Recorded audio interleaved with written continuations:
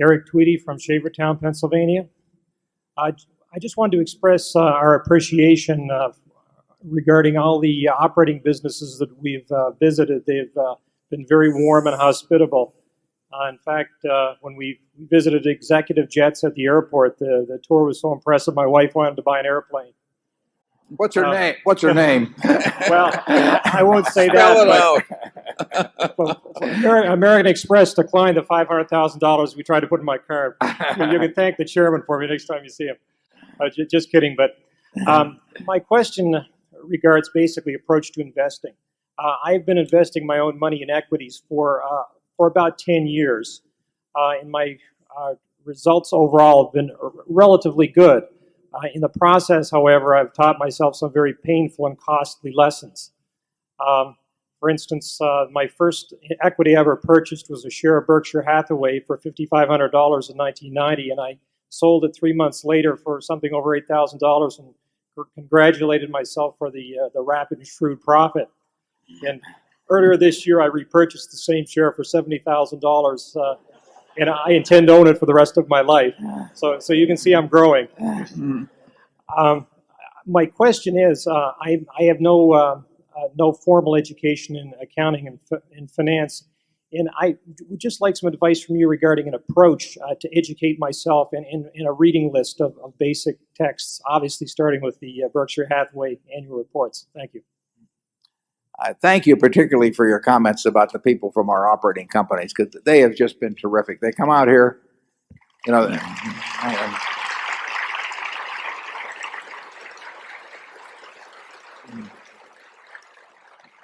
They are here at 5 in the morning. They do a tremendous amount of work over this weekend. They're cheerful.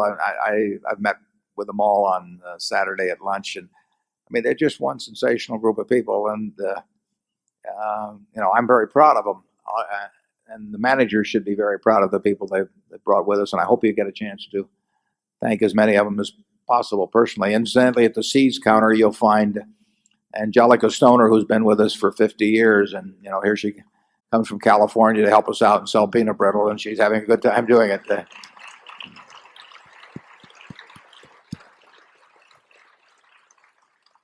And the question you ask is a very good one about, in terms of accounting and finance, what's the best way to teach yourself? I was always so interested in it from such a young age that my approach was to go to the Omaha Public Library and just take out every book there was on the subject, and I learned a lot. I learned a lot that wasn't true in the process too. I got very interested in charting and all that sort of thing and buying stocks. But I did it by just a tremendous amount of reading. But it was easy for me because it was like going to baseball games or something of the sort. And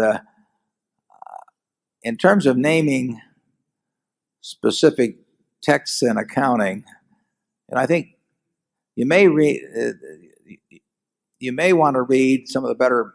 Even magazine articles that have appeared. There've been or newspaper articles. There have been some good commentary about accounting there.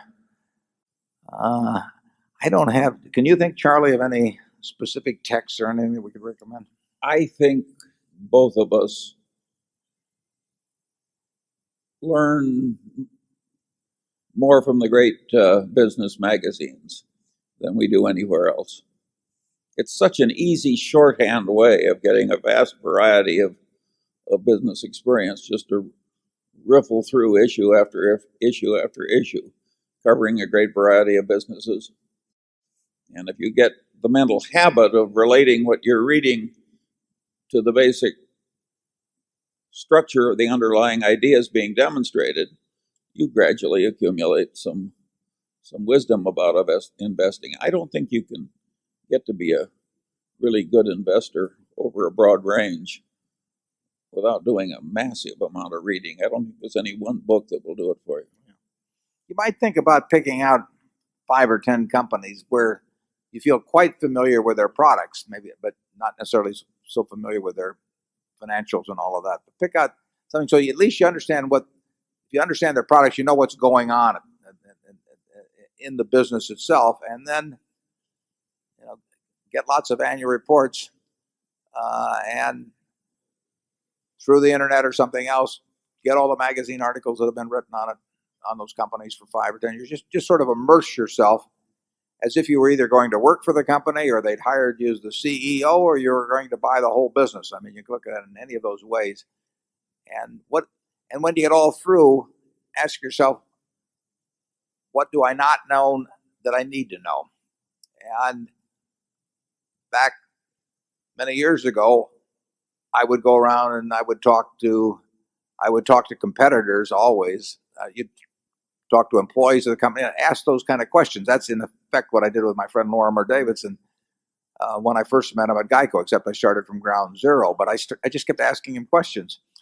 And that's what it really is. You know, one of the questions I would ask if I were interested in the ABC company, I would go to the XYZ company and try and learn a lot about it. Now, you know, there's spin on what you get, but you learn to discern it. Essentially, you're being a reporter. I mean, it's very much like journalism. And if you ask enough questions, Andy Grove has in his book, he talks about the silver bullet. You know, you talk to the competitor and you say, if you had a silver bullet and you could only put it through the head of one of your competitors, which one would it be and why? Well, you'll learn a lot if you ask questions like that over time. And you ask somebody in the XYZ industry and you say, if you're going to go away for 10 years and you had to put all of your money into one of your competitors, the stock of one of your competitors, not your own, which one would it be and why? Just keep asking and asking and asking. And you'll have to discount the answers you get in certain ways, but you will be getting things poured into your head that then you can use to reformulate and do your own thinking about why you evaluate this business at this or that. The accounting, you know, you just sort of have to labor your way through that. You may be able to take some courses even in that. But the biggest thing is to find out how businesses operate. And, you know, who am I afraid of? If we're running Geico, you know, who do we worry about? Why do we worry about them? Who would we like to put that silver bullet through? I'm not going to tell you that you keep asking those questions. And then you go to the guy they want to put the silver bullet through and find out who he wants to put the silver bullet through. It's like Who Wakes Up the Bugler, you know, and the Irving Berlin song. And that's the way you approach it. And you'll be learning all the time. You can talk to current employees, ex-employees, vendors, suppliers, distributors, retailers. I mean, there's customers, all kinds of people, and you'll learn. But it's an investigative process. It's a journalistic process, and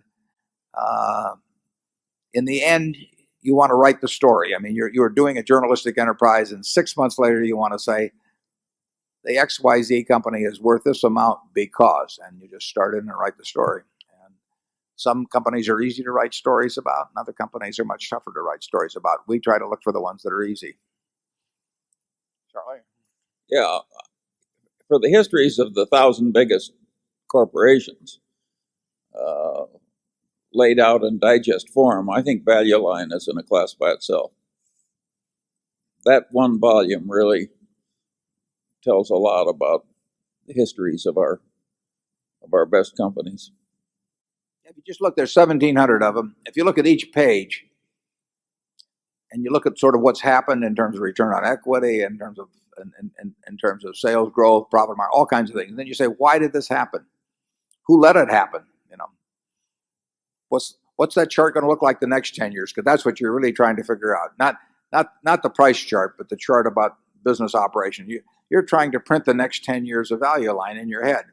And there's some companies that you can do a reasonable job with, and there's others that are just too tough. But that's what the game is about. And it can be a lot of, I mean, if you have some predilection toward it, it can be a lot of fun. I mean, the process is as much fun as the conclusion that you come to. Of course, what he's saying there, when he talks about why, that's the most important question of all, and it doesn't apply just to investment, it applies to the whole human experience. If you want to get smart, the question you got to keep asking is why? Why? And you have to relate the answers to a structure of deep theory. And you got to know the main theories. And it's mildly laborious, but it's also a lot of fun. Zone 2.